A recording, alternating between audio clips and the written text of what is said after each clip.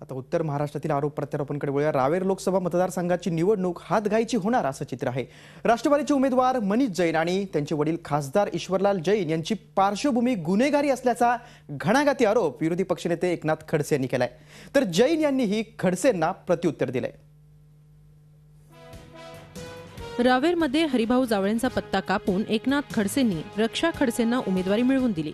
त्यामुळे आता एकनाथ खडसे संपूर्ण जोमाने कामाला लागले।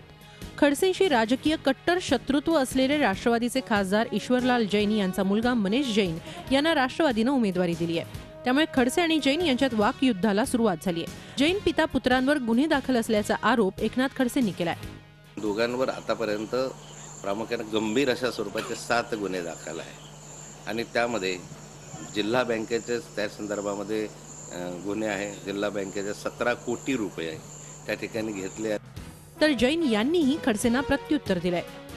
बेळगाव जिल्हा सगळं ओळखून आहे, कोण काय प्रवृत्तीचा आहे, कोण काय करतो नाही करतो, कोण किती खरं बोलतो किती खोटं बोलतो, आणि म्हणून अशा आरोपांना आपण भीक घालण्याची गरज नाही, त्याची पर्वा करायची गरज नाही। रावेरमध्ये आता जैन आणि खडसेंच्या या वाकयुद्धानं खऱ्या अर्थानं निवडणुकीचं वातावरण तापल्याचं चित्र दिसतंय।